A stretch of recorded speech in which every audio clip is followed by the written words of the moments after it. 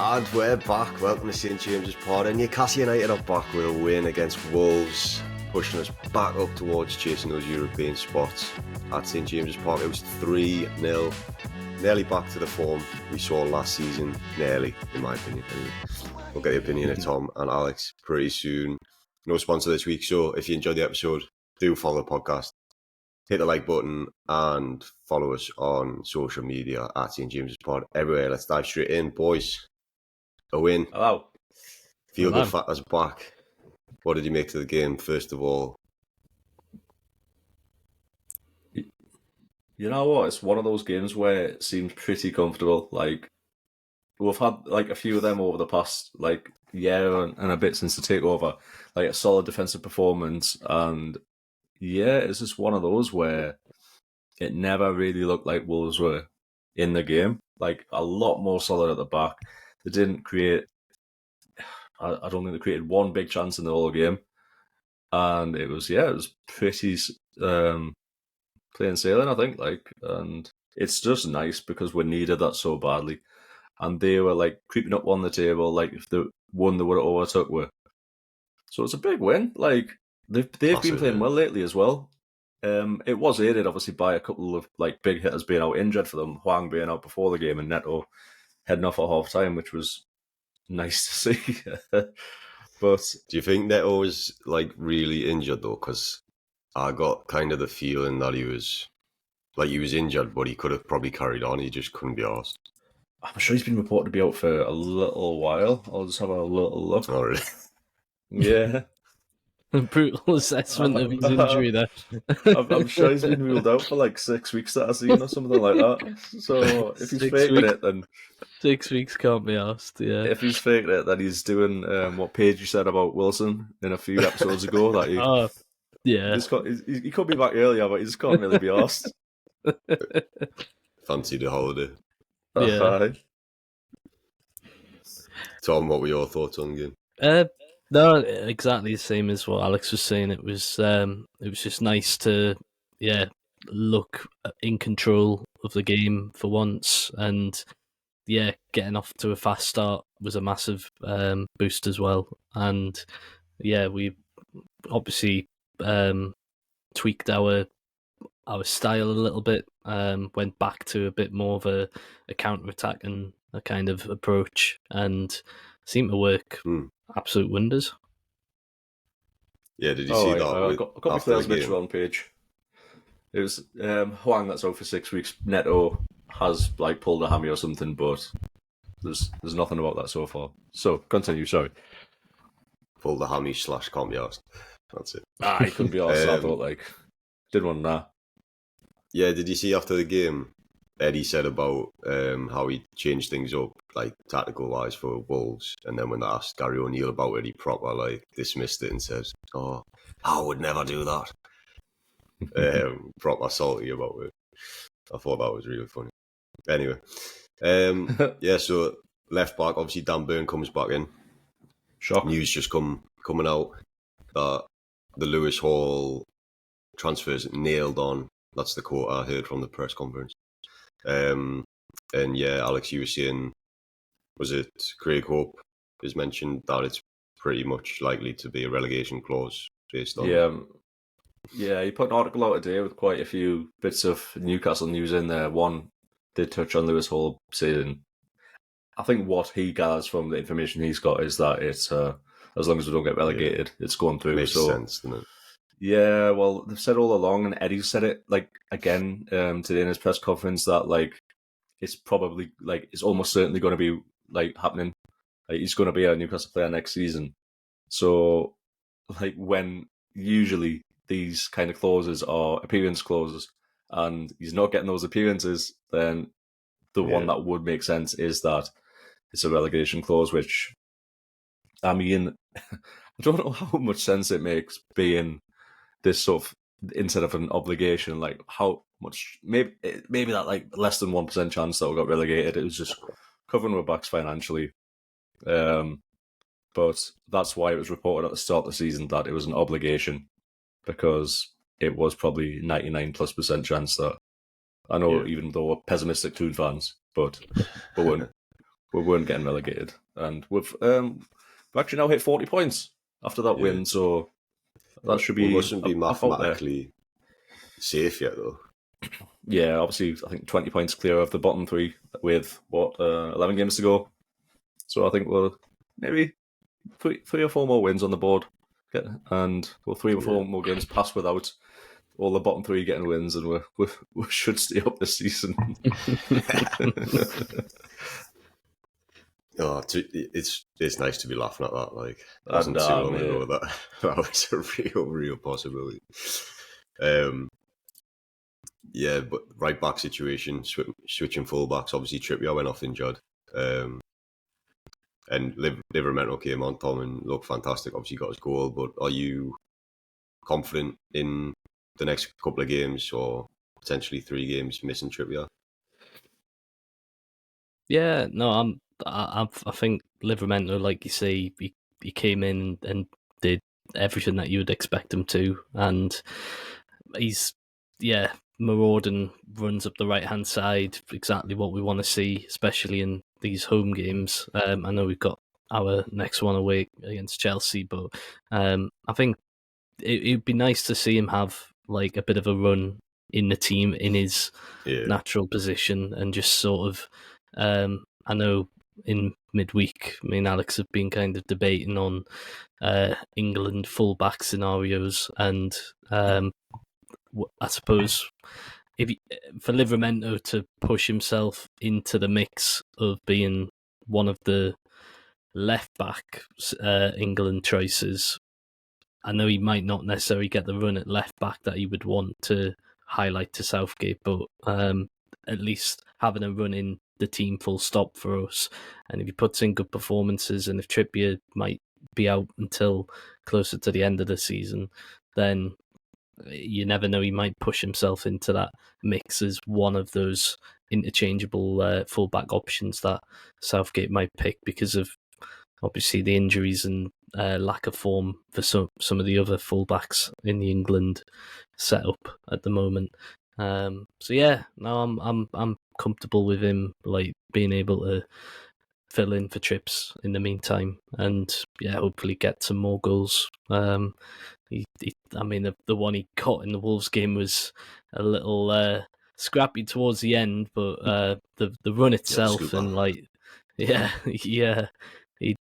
run was fantastic, though, wasn't it? It was great. It was great. It's exactly what we want to see from our fullbacks, just bombing forward and just taking people on and having that confidence. I know Trippier doesn't necessarily do that these days. He's more happy to just whip the ball into the area. But no, I'm happy that Livramento just took it on and bundled it home in the end. But they all count, so it was it's good for him. The other thing as well is having Trippier out will change the way we play quite a bit. So going into the Chelsea game, like, they'll watch all the footage, but we'll actually play quite differently because we don't have him to play through and be the playmaker and stuff. Also, I really like Bruno's corners after Trippier went off. So it'll be good to see somebody else taking set pieces for a bit as well. But the club captain, Jamal Lascelles, do you think there's a chance him, especially with the news on his contract this week, that he comes in because we'll be missing the on-field captain in Trippier? I don't think he'll come in just for his captain sort of role. I think without an injury to Shaw, I think he'll still deputise from the bench. But yeah, there is going to be that sort of leadership void in there, isn't there? With obviously Joe Linton's a big leader character on the pitch. You've got Trippier out, you've got Lascelles obviously on the bench. You've got a lot of young players in the attacking positions. So the likes of sort of Shaw, Bruno, Botman, even Byrne, because he's going to be starting left back. They're going to have to really step up. But yeah, I just can't. I'm glad Lascelles was signing another year. To be fair, I don't know whether it was the club extending a year or whether it was Lascelles' choice himself. But either way, I just think it makes so much sense from a leadership point of view. He's obviously an English player for if we do get into Europe, he'll count as an extra English player in the squad. Yeah. And not only that, he's shown this season that he's a very, very solid backup. And if he needs to be called on to start any games, whether it's a cup game or fill in for an injury, he can do a job over a sustained period of time. Like, anyone saying that, like, oh, we should have accepted like a small fee for him to go to Turkey or whatever in January, I just think it's absolute madness. Like, for everything he brings, like, and he won't be on a massive wage either. I just think it's an absolute no-brainer to have him like ready to come in. And yeah, even if we do sign another centre half for like a Shaw replacement long term, like, it's not like we've got like far too many centre halves in the squad where like Lascelles is going to just be an extra body who's not going to get minutes. Like, say, Dummett, for example, this season. Like, even if we do get another centre half in, like, Lascelles is going to play games. He's going to play cup games. And yeah, I just think it's just an absolute no-brainer to keep him in the squad. I think we were going to... I agree too. Yeah, I was going to say we were going to leave ourselves a bit short-handed if we let him go on a free transfer. And I think we know that we've got other areas of the squad that we need to bolster before necessarily picking. I mean, yeah, we will like need to look at bringing in somebody on that right side of defence of the kind of Botman age and ability wise going forward, but I think we would prioritise other areas right now, and now that we've got Lascelles for another year at least, then that gives us that little bit of time and breathing space to figure out some of those other issues first. So no, I'm happy to see it, and he's deserves it. I wonder if we'll keep him as club captain though for next season, or if we potentially move the captaincy to somebody longer term or do some kind of handover period. I'm not sure on that one. Well, my assessment would be that he'd 100% be club captain still. If he's at the club, he's captain. But the other good thing I was thinking when he extended the contract was it means we won't lose him for free if we do want to sell him, like move him on. So even if we're like saying, yeah, it's great to have him around next season, the club might just be thinking, protect the asset, and we could still get a fee for him instead of him leaving on free. So positive either way, really, I think. Good business. Yeah. Just going back to what you were saying about Wolves, the Wolves game earlier, how we felt way more comfortable in defence and stuff. Do you think that was down to the midfield with Joe Willock back in? I mean, a bloody well helps. The left side well, doesn't he? Yeah, no, the tactical tweak definitely helped of having us drop a little bit deeper. Generally, the midfield three just kind of making sure that the low block was there in front of the defence.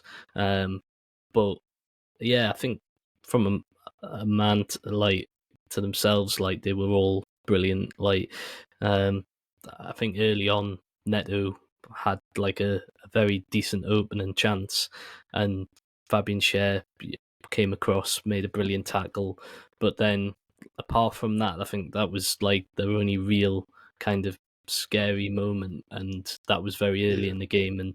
And after that, just everybody seemed to just settle in. I think there was one moment, I think, where Dan Burn might have potentially got caught out a little bit, and Dubravka had to pull a save from Sarabia. But other than that, they were just like, it wasn't like we've seen in the Arsenal game, for example, where it was just every time they were going forward, they were just getting in behind. Like there was just very nominal moments where they were causing an issue for the defence. But generally speaking, yeah, we were a lot tighter. And yeah, maybe to your point, Sam, Willock coming in and just, having his sort of energy in front of the defence probably did be a big factor as well. Yeah, like it's so nice to see Willock back and starting. Like it just gives for that like both balance in midfield, like having Longstaff and Miley in there. Like don't get us wrong, like, I wouldn't say Miley deserved to be dropped. Like, he's done nothing wrong in particular. But what Willock adds to that midfield is just, like, creativity, driving with the ball, bit of experience, like, and a bit of confidence on the ball as well. Like, he's just a great player to have back in. And he just giving us that other option going forward. It's just, even though playing the same formation, might start a little bit deeper, playing on the counter a little bit, but he's just a great player for, and he's proven that since he came on loan. To be honest, like, that when he plays, I don't think he's went through a real bad run of form when he gets like a run of games in the side. Yeah. It was just that patch, wasn't there, when he first went permanent, and he was like struggling a little bit with the move, but he was never like bad. He just wasn't quite as good as he's shown on loan. When we're on loan, he came out fucking firing, scored a bunch of goals, and set the bar really high. So when that dropped off a little bit, which is always going to happen, he's not going to be averaging like a goal even every 2 games in the league, like over a season, and that's probably why it felt that way. But like, he's just proved time and time again, give players time with talent with Eddie Howe, and they'll thrive under him. Like, how many players would give like 6 months, a year, whatever, give them time, and he's just made them into like the best players that they can be. Definitely, I think Willock already had the talent there. Like, I think Arsenal were in some ways probably fairly reluctant to let him go because of, he's one of the from their academy who's proven himself in flashes when he was at Arsenal, but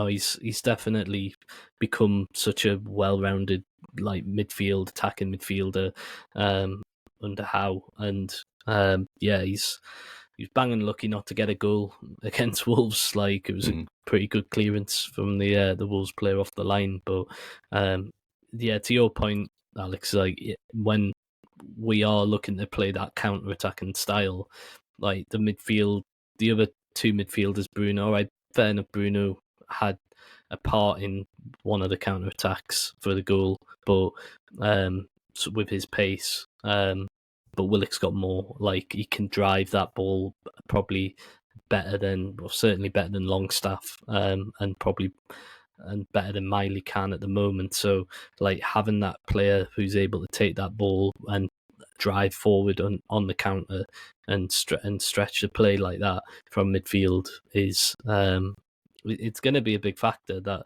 we've been missing for a fair while now. So great to have him back in, and he'll be back scoring again on a regular basis, I'm sure.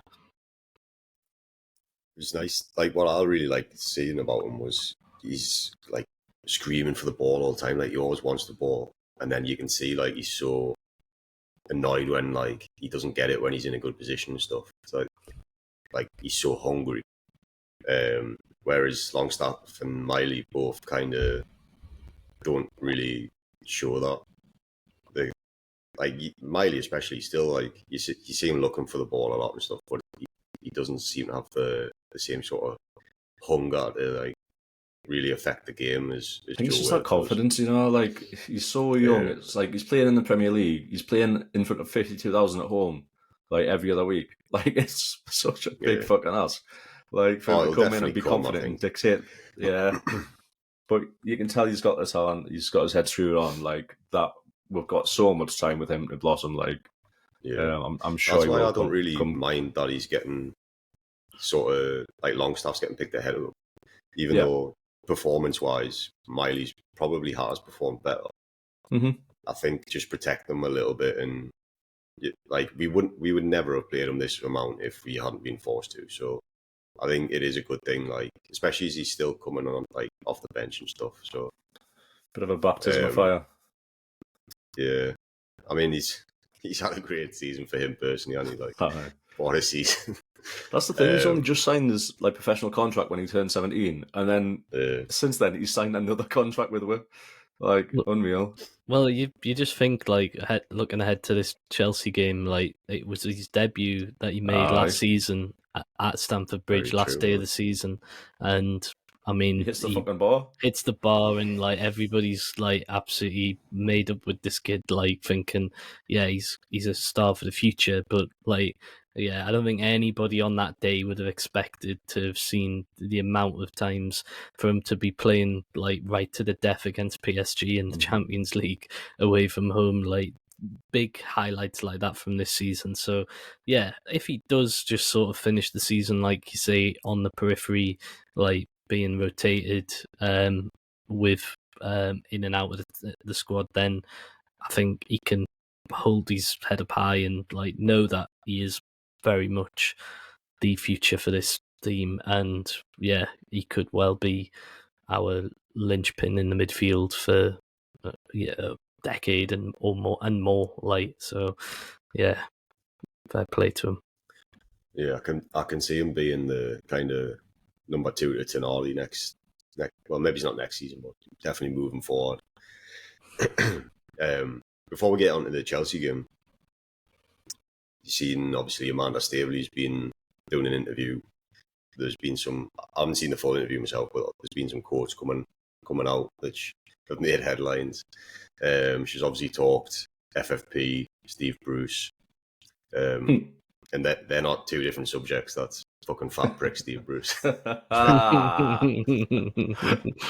that one jotted down, didn't you? You've been waiting for that one.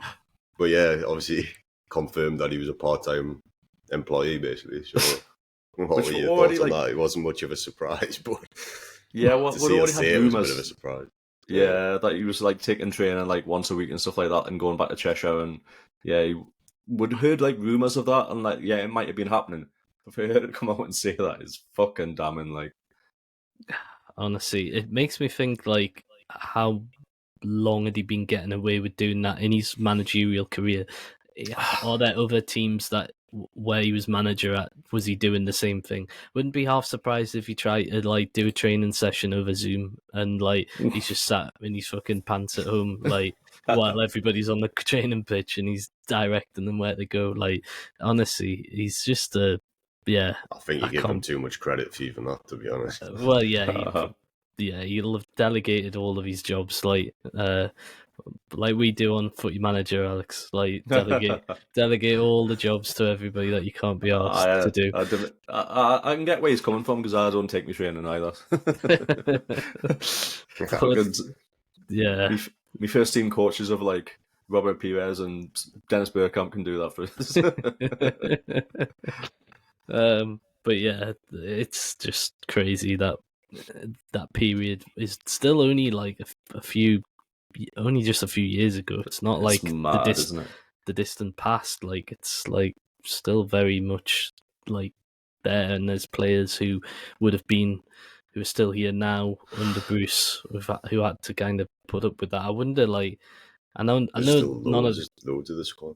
Loads of the squad, but none of them have, like, from at least I've heard, like, have come out and sort of said anything like in a comparison of what things are like now under Eddie compared to what they were under Bruce. I've seen a few where it's like they're alluding to the fact like now they don't say before was bad, but they're like now we've got like a real structure in training, and now there's a real like a pressure to perform in training and whatever. But yeah, I mean, there's definitely been a few people, like I'm sure Wilson's come out and said he had to. Didn't he say he had to do like training with a personal trainer or something because he wasn't getting enough training at training? And then Richie didn't Richie have a bust up with Bruce as well? Or something? I Good old man Richie. What about the stuff surrounding the director of football or whatever the position is that obviously is being left vacant with Dan Ashworth in his garden? She's basically said they're not in a rush to fill it and they'll do it after after the summer window, or like they'll look at it after the season ends, basically? I think they're starting to like look at it like now. Like they've just hired these big like global recruitment company to basically look for like the best of the best in house. And yeah, fucking Pitbull fucking recruitment company or something. But I'm sure I've seen that they've got like offices in like 31 countries, so I'm sure that's probably a good sign. Like if they actually paying people to basically find the best about. I know there's been names linked, like the old Monaco director of football. There's been I think there's been one or two. I think Brentford was mentioned as well. I can't remember the exact names. The Bournemouth one got shot is it? down, didn't it? Yeah. Richard Hughes, yeah. I think everybody was just kind of making that lazy approach to anything Bournemouth, like, has to be linked back to the Toon with Eddie and everything. But Eddie's the mayor of Bournemouth. not to say that he'd done a bad job either, though. That Richard Hughes, if you and look at the players that they've brought in, like in the last sort of 5 years or so, like they have brought in some good players. But yeah, I think we are probably needing to look a little bit more expansively, maybe, and being linked with some of these like foreign teams as well, like, and trying to bring an extra view of what could be out there in Europe and further afield will only benefit us as well. Yeah, Definitely. it's just I'm getting a bit not impatient as such, but I just want this whole like Ashra thing kind of resolved. I want to kind of know who we're getting in, because I just think if we leave it until like June or whatever, I just think that's like too late to be starting. Like you see a lot of teams now, well, especially the larger teams who are well run, like Man City, they do the business really early and they get the players over the line early. Whether like they come in and go back out on loan, like I know obviously Alvarez before he signed permanently, like the bought him, he went back on loan to River, and then he came a season after he'd won like the Copa Libertadores or whatever. Like I'd like to think we're starting early, and like there's been a rumor today that we're interested in Pedro Neto, which I think would be absolute music to any Toons fan's ears, as we're desperate for a right winger. Am I right? If it can be arsed, and if he doesn't get injured, if he doesn't get injured every time he's playing Newcastle, then that Every would time be he's nice. at St James's, he gets injured. I was gonna say that, but it was at Molyneux as well, so it was a bit of both. But yeah, hopefully we just get it done before the summer, anyways. Like, but I guess we just need to make sure we get the right person more than anything else. Yeah. See, transfer wise, it doesn't worry me as much. I feel like we can still really perform well in the transfer window, and I'm happy with Eddie's picks as well. Like, I think long term, you see his Bournemouth signings as well, they've all come good. But the thing that you're saying there about being ready, kind of like as soon as the window opens, Eddie can't really focus on transfers until the season's finished. Like, I want him coaching the team. So it does make sense to have somebody.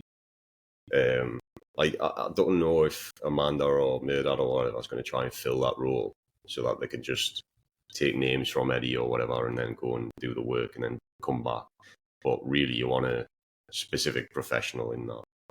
But I don't know, maybe someone already in the club, like the head scout or whatever, can do that. Or well, I've heard down the grapevine. No, go on, carry on. I was just going to say it's hard to know really what Ashworth was doing, like day to day in his role. So yeah, apparently Amanda Staveley's been taking over the Joe Linton contract negotiations, and again, it's rumored that he's very close to agreeing a new contract, which will put him like in line with the Brunos, they're like the sort of the highest paid earners, which is what he wanted all the time. So it sounds like Amanda's giving him what he wants, but giving the fans what they want as well. Like, we've shown how much we're missing. So 140 grand a week, it's not like silly money. Don't get us wrong, it's a fucking lot. But in like today's like game, like it's really not silly for a player of that caliber, giving him like a contract until like probably, what is he, like 27, 28 now? Like that'll be his probably last big contract with a Toon. And we'll get him in his prime years for like that amount of money. If he Go on. moved, he'd definitely get at least that amount of money. So. Oh, definitely. Imagine he goes to like Man U or something. Like he's getting like his £200,000 a week, like men, like easy. Oh, he's definitely gonna. Not well, yeah, no, Where? yeah. We'd hope he has more sense than that, but he's definitely gonna interest that sort of level of club, or all right, maybe not Man U level, but you know what I mean, like higher than them. Champions League, like he's not going to downgrade. No, not a chance. But yeah, he's definitely, and which is just a miraculous turnaround. Like it still like baffles me how much of a turnaround he's gone from. Potentially just having to cut our losses with him to then like now desperate to make sure he signs a new deal, and he's such a unique player now, like in that role he plays. I don't think there is very unique. There isn't an obvious like for like that we could bring in to replace if he was to not sign a new deal and we had to move him on. I don't think I can put a like for like person out there that would. That's why Phil Billings being mentioned so much, because like that's one of the only players I can think of which like fits that same kind of profile. Like big, strong, like drives with the ball, but also does defensive duties, a bit of everything in midfield. So I can understand that's why where the Billing comparisons come from, but he's still not a touch on fucking Joe Linton. Like no, because he's an absolute monster when he's on the pitch as well, and then like a pure gentle giant off it, isn't he? So as long as he's not behind the wheel. less of that now.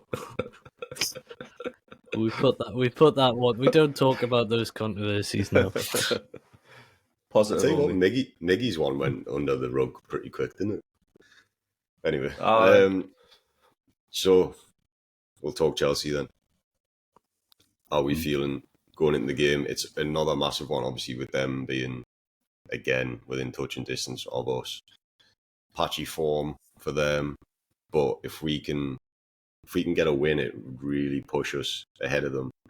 I think it would be 7 points clear of them looking at the table. And yeah, that puts like a big gap between us and the bottom half of the table.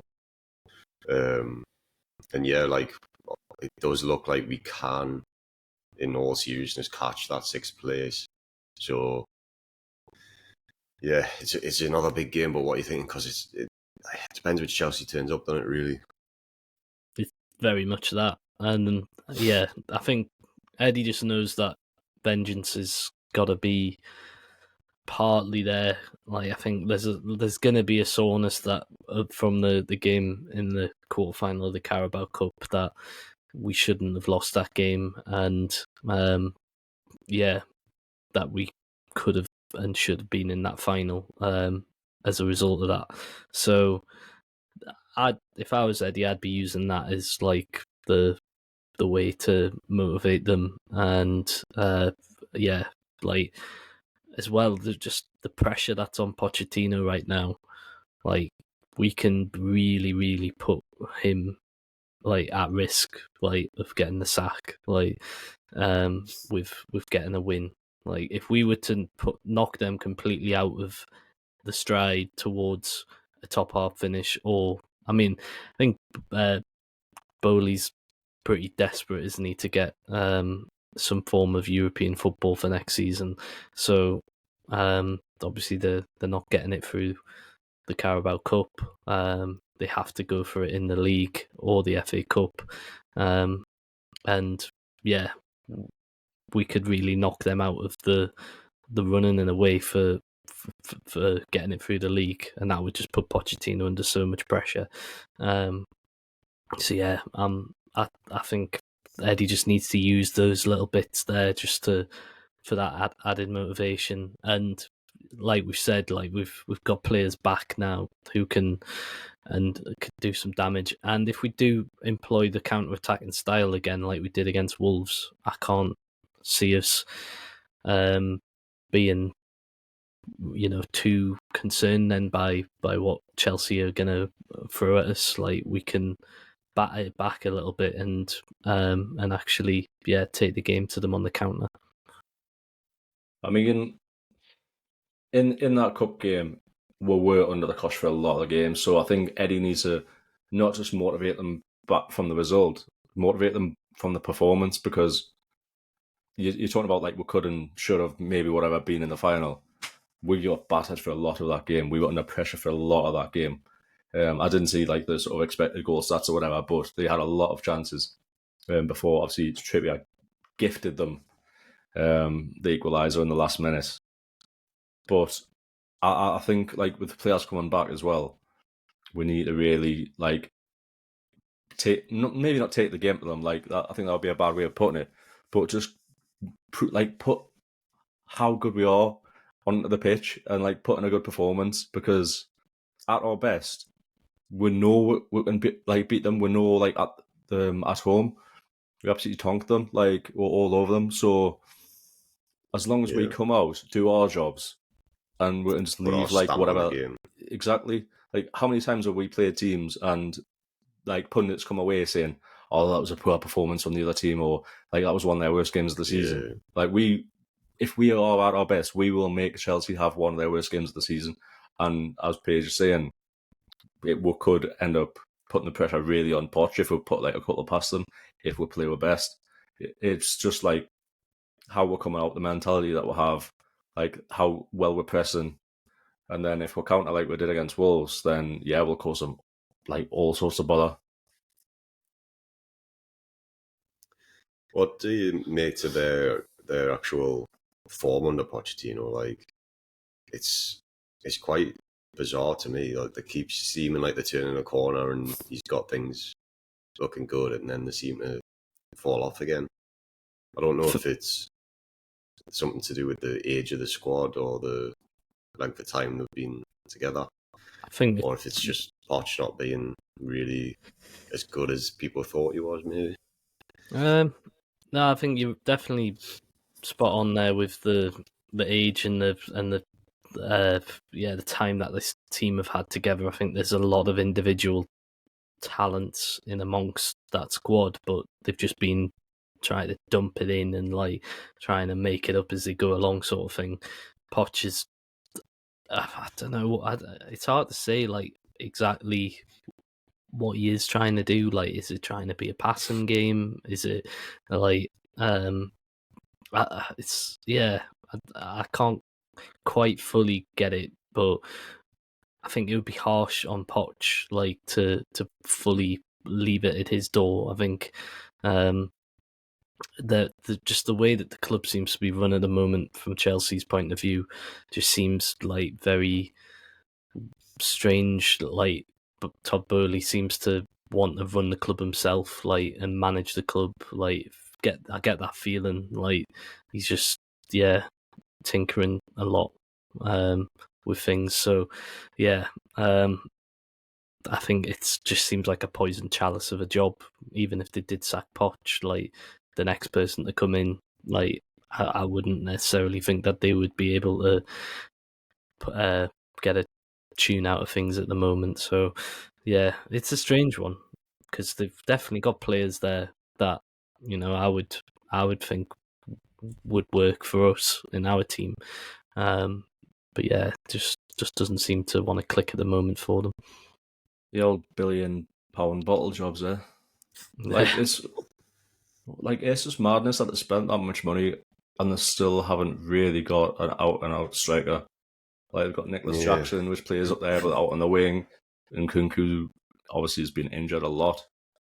I think that that's like a root of the problems, that they don't have a focal point. As Paige said, like the style of play, I couldn't tell you the style of play. Like they've got individuals, they've got a load of individuals, like young players who are looking good a lot of the time. The likes of like Gusto, like I think he looks fantastic, but it's like they've just bought all these players, hired them all together, and expected them to work well together straight away.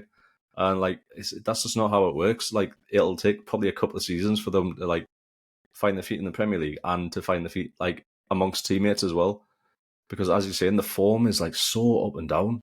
Like sometimes like against Man City, they look like really solid, and then Brentford at the weekend, they're looking poor again. So I just hope we do catch them on the right day. And yeah, as you said about the league position, really like sort of climbing, catching Man U for that 6th place. And I know like Spurs are a bit further off, like 10 points up, but we've got a good run in of games. We could go on a run, like as we often do at the end of the season, and push for that. If we get a 5th Champions League spot, maybe get that. I don't know. It's obviously 10 points in just as many games as a lot. Don't we still have to go to Old Trafford as well? We do, I. Yeah. So if we can keep within 3 points of them, then Tottenham and Man U are the 2 teams above her that we've still got to play. Yeah. Obviously on West Ham at the end of the month, who are just above her, I guess. Yeah, we've just got to keep winning the games against those sides in and around us, doing the job there. I know we've got rid of all of the games against the very top sides now, and yeah, it is just imperative that we make those count both home and away. And yeah, I mean, I know our record at Stamford Bridge isn't good necessarily, No, but like this is the time though. Like this is the opportunity to turn that around. Like once you get that like hoodoo, like you rid of it. You get rid of it with like a good solid win. Yeah, the monkey off the back, whatever you want to call it. Like where we've not won, was it for 20 odd games? Was it? So we've played them 28 times at Stamford Bridge in the Premier League era. We've won once. That's terrible. Like, and that's even in times when we were challenging for the title as well. Yeah, and you know, so many different eras of that, like of the team, have failed badly there. So we need to turn that around, generally speaking. But yeah, it's probably the best time to do it now while Chelsea are so indifferent. The fans will be hopefully on Cole Palmer's back as well after the outrage at the end of the cup game when he was giving it to them. Be interesting to see how he performs because he's been one of the brighter lights in their team this season. He has, but I mean, yeah, a lot of his goals have come from penalties, but he has got but a few. General performance-wise, yeah, looked pretty good. Yeah, for somebody who was just a bit part player, or you know, just trying to get through into the City squad, like didn't quite fully get there like Foden did, but obviously they thought highly of him and took quite a big bid from Chelsea to make it happen for him to leave. And to be honest, I thought like because of how like late in the day that transfer went through in the summer window, that they weren't necessarily going to use him too much, like in the first team. I'm not sure if it was obviously a reaction to Nkunku being injured, and that's why they went and paid 40 million for him. But must be nice being able to just drop another 40 million when you get a player injured, like. Yeah, and another 40 million player gets injured, so you just splash another 40 on someone. But yeah, I didn't expect them to then have such a run in the team, like because of how many other players they'd bought. I thought he was just going to be filling a quota and like yeah, maybe easing himself in, but he has pretty much now for me become their star player, or the one to watch out for. I know they've still got the Sterlings, they've still got you know, Jackson who can, and Nkunku's now back. Like, so there are still other players there, especially from attacking positions, that we have to be wary of. But like I say, I think we're more than capable of shutting them down. What are you drinking there? This is toast. You're drinking toast? Toast. Got to get your carbs in there. A random one at the bottom of the fridge that decided some to toast, have some toast at the bottom of the fridge. toast at the bottom of the fridge, yeah, where it lives. Any good? Yeah, it's not too bad. I can't tell you like how I've even like come across this one, but yeah, it's not too bad for a American pale ale. Next time you're at a wedding, you should bring it along, and when they say, "Oh, can we toast the bridegroom?" You're like, "Way!" Swill them. There you go. Give a shout out to the makers of toast for Warburtons.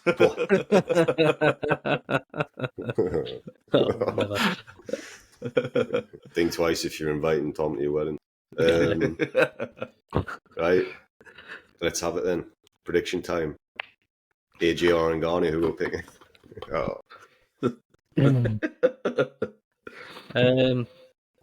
Well, actually, we did do. What did we do in the Blackburn predictions? Like, how did we get on there? Nobody predicted Pens. No. All right, Yeah, and then we didn't. I wasn't going to bring that up, but I thought we were going to win 3-0 against Wolves, though. Yeah. I remember you saying that on that podcast we did. Yeah. All right, go on then. I'll go with a 3-1 win. Toon. What? Fucking hell! I'm gonna go 1-1. Ooh, again. I like that. Hopefully it'll be us scoring a last minute equaliser this time, not fucking letting it go again. See, I'm tempted to go for a clean sheet after the Wolves game, but obviously before that we were leaky as fuck, so... Turn the corner. I'll go 2-1 Toon, actually. Yeah, I do think we'll win, though, to be fair. I'm quite confident.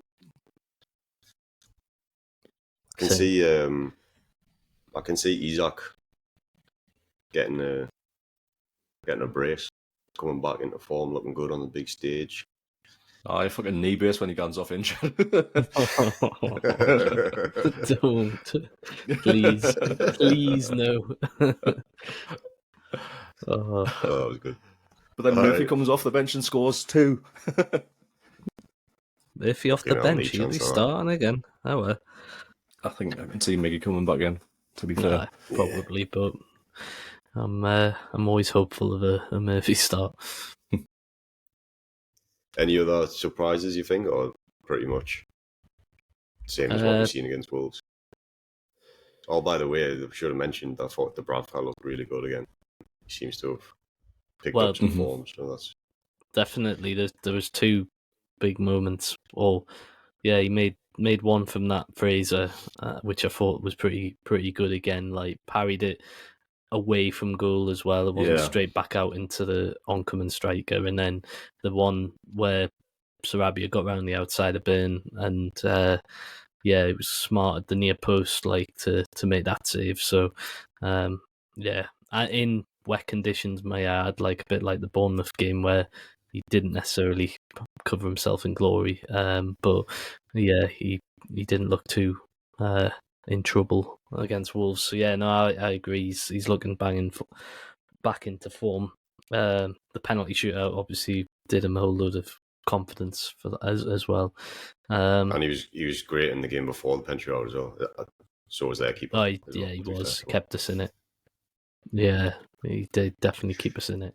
No, in terms of like other surprises, no, I think I'm pretty much. I know you're saying, Alex, that you expect Miggy to be starting ahead of Murphy, but again, I think Murphy did well. He obviously played a part in the second goal. Don't know if it counts as an assist because it kind of came back up off the keeper and then Gordon put it in, but I'm classing it as an assist. I'm classing it as. I don't care what the stat man's at Opta say, but he played obviously a great ball in. If Sarr wasn't there, then Isaac was putting it in. So I think for me, he might think about Livramento though, in terms of who we should put ahead of him with him coming into the team, maybe. And it was obviously Miggy who was on when. I wouldn't say that would make a lot of difference. Like, the only thing is the English in it. Like, at least Trips can speak Spanish. But I could. Do you speak Spanish to Miggy on the pitch? Anyway. Me. Hola. Hola.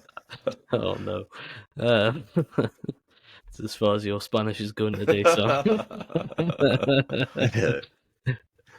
¿Dónde está el goals, Miggy? What do you really say to Miggy, to be fair, though? Like, use your right foot, man! That's what I say to him. Put it in the net! I mean, would have been something special had he put that one in, that Bruno. Oh, Bruno!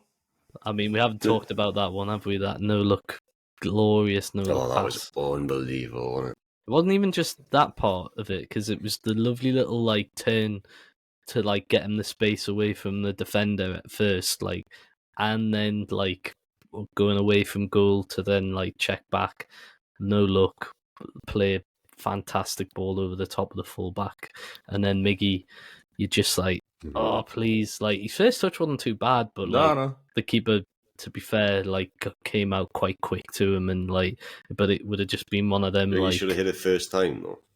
Yeah, I mean, yeah, like the confident Miggy that we've seen in patches from last season, like whips that left-footed like he did in like games against Palace and like where it just goes like arcs into the top corner, far corner, like. But it would have been like highlight reels for years to come, like Premier League goals, like the rest, like because And to be fair, I'm glad it like still getting like Bruno's pass is still getting like the plaudits despite it not leading to a goal, because it's just how often have we seen a player in black and white being able to do that sort of like ridiculousness, like it's Messi-esque, like so. He's sort of improved really well with the balls in behind the past sort of probably since Christmas or so. The amount of times he's like putting balls in the outside of his boot and like just dropping it in behind the defense. Like Bruno's really like stepping up in that sense, like creating chances like every game by like putting it in behind. He doesn't seem to like really overhit them either. He just drops them in so the player can like take a touch. And unfortunately, it was Miggy taking that touch this time, but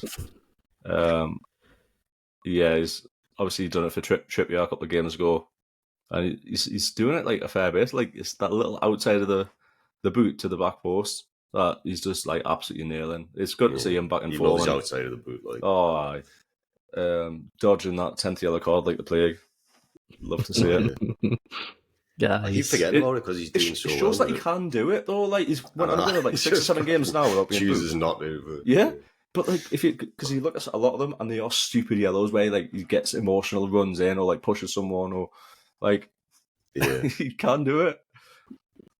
Yeah, it might actually be good for him, like moving forward. Like once he gets past, like obviously when he gets it, or it gets, it does get dropped before the end of the season, doesn't it? I'm sure it resets. Yeah, I'm not sure when though. Like, but it must be coming up soon.